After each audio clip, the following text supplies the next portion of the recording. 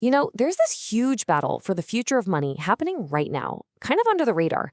It's a fight between governments, big tech, and a whole new wave of laws that could literally change everything about how we earn, spend, and save our money. So let's get into it and unpack what's really at stake here. So there's this, let's call it a weird trick that's been making the rounds for understanding new laws.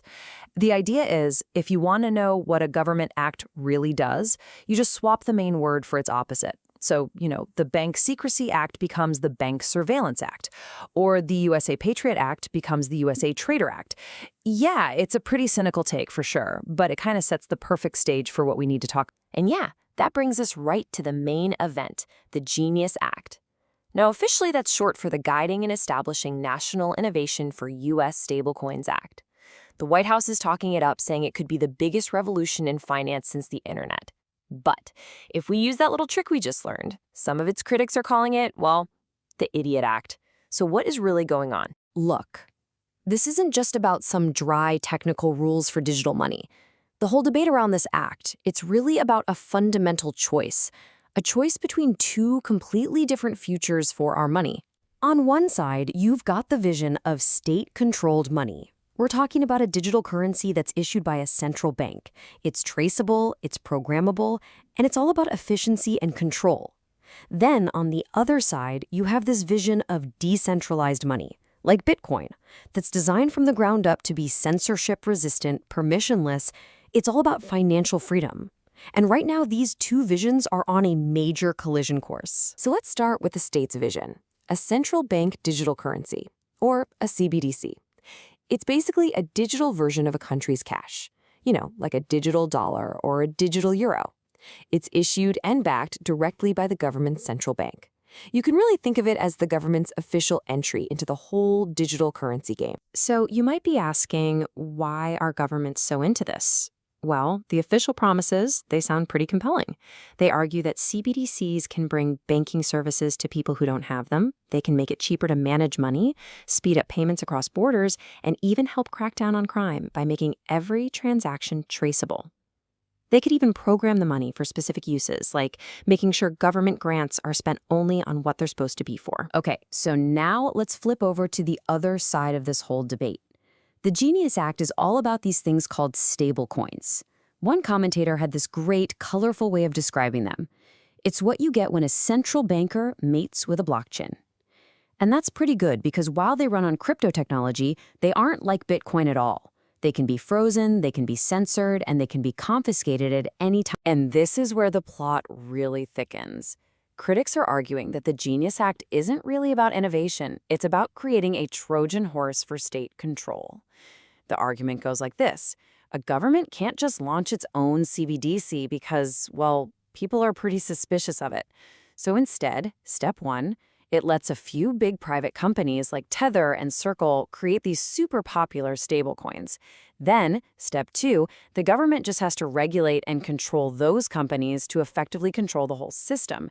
It's a way to get what they want without a big public fight. But wait, there's another huge piece to this puzzle. Get this, the biggest stablecoin company holds $130 billion in U.S. government debt just to back its tokens.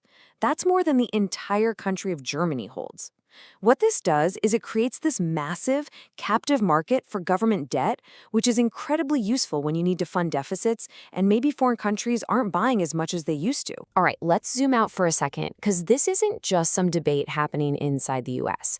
What we're actually seeing is a super high-stakes, global competition to define the future of money, and the geopolitical implications are absolutely massive. And man, you can just see the dominoes falling when you look at the timeline. China started working on its digital yuan all the way back in 2014, and they were already piloting it at the Winter Olympics. The US really kicked its efforts into high gear in 2022. And now you've got Russia and the EU jumping in with their own clear deadlines. The race is definitely on, and it is heating up fast. This is a full-blown geopolitical race now. You've got China building a whole alternative to the SWIFT payment system, which is a direct challenge to America's financial power. For countries like Russia, a CBDC is a tool, a way to build an economy that's basically sanction-proof. So the US, which maybe thought it had plenty of time, is now scrambling to play catch-up, all to protect the dollar's top spot in the world. Okay, so we've been talking about big governments and high-level geopolitics, but what about us? What does all this mean for the average person? What are the kinds of fears and questions that are bubbling up as this new financial world starts to take shape? I mean, this is one of the first things people ask, right? For decades, we've all trusted banks because our money is FDIC insured by the government. So if your money is sitting in some private digital wallet that isn't backed by that same guarantee, what happens if that company goes bust? It's a huge fundamental concern about just basic financial safety. And then there's the other big worry, one that gets right to the heart of the matter. What happens to the stability of the entire system if the government suddenly starts saying, yeah, you can pay your taxes in these private digital currencies? Some people worry it could just unleash economic chaos. Others, though, especially tech advocates, they see it as a deliberate move to create brand new network states. And it's interesting because what people worry about really seems to depend on where you live. While some of us might be worried about things like deposit insurance, policymakers in a place like India are dealing with these massive practical problems. I mean, sure, there's cybersecurity and operational costs, but the biggest hurdle might be this. A digital currency isn't very useful for the nearly 45% of the population that still doesn't even have internet access. So what does this all boil down to? It really brings us to a final, crucial trade-off. As all this new technology rolls out, we're all being presented with a choice, whether we realize it yet or not, a choice about what we want the money in our digital wallets to actually be. And this is the fundamental trade-off. On one hand, you have the promise of state-controlled digital money, which is all about incredible efficiency, faster payments, more financial inclusion, less crime, and a boost to innovation.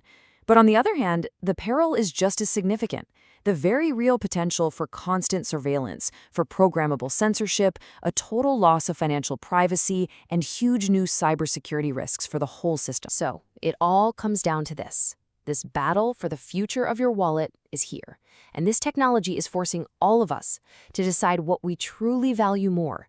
Is it the convenience and the perceived safety of the state, or is it the privacy and the freedom of the individual?